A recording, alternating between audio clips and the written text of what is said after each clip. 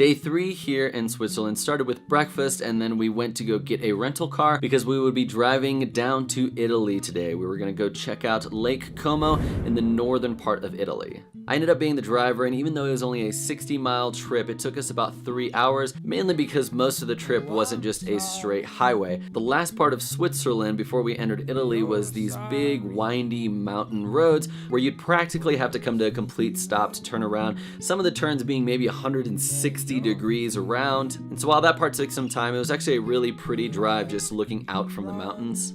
The Switzerland-Italy border virtually had no security, and we just drove right on through, didn't have to show our passports or anything to anybody. And it was kind of cool to see the architecture change as we went into Italy, and like the buildings were a little bit taller and skinnier than they were in Switzerland. A little bit after we got onto the Italy side, we stopped because we saw this beautiful waterfall on the side of a mountain right next to this tiny little Italian village, and we just hung out there for a little bit and enjoyed Italy, enjoyed the scenery and the quaint village, and just enjoyed the view. How's it feel to be back in Italia, Caleb? Feels like home. Do you live in the mountains? Of course. Putting up to high view, but as the creek runs down your cheekbone.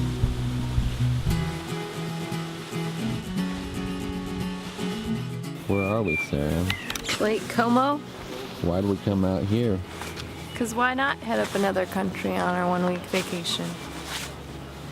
Lake Como is probably most popular because George Clooney owns a house there, but it's also a really popular tourist spot because it's old and it's beautiful and it's got all of these little towns on the lake, and you can take a ferry from one town to the other. George Clooney lives somewhere over there.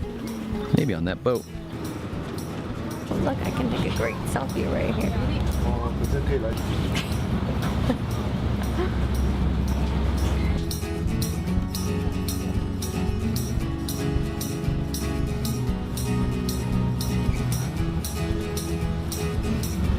The lake is nice, but it's the buildings that make it really pretty. We ended up taking the ferry from the town of Verona to Bellagio. The coolest part of Bellagio were the narrow little alleyways that had the street stairs that were pretty steep and kind of had this rock cobblestone sort of material that was on the pathway. And so we ended up eating at this little pizza place because you have to eat pizza when you go to Italy.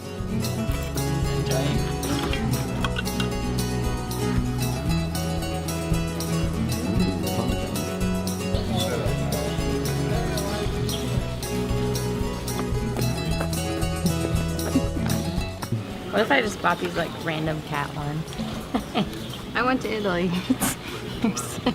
Here's a cat postcard dressed as a medieval person.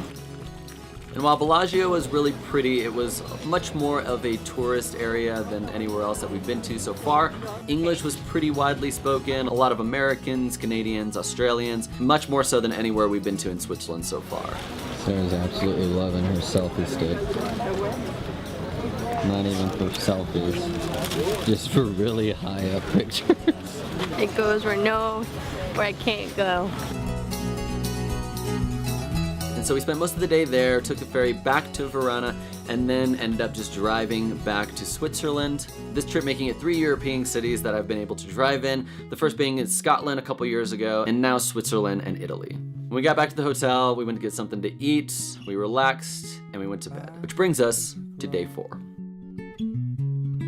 As the creek runs, I'll say I'm sorry, and say you're sorry.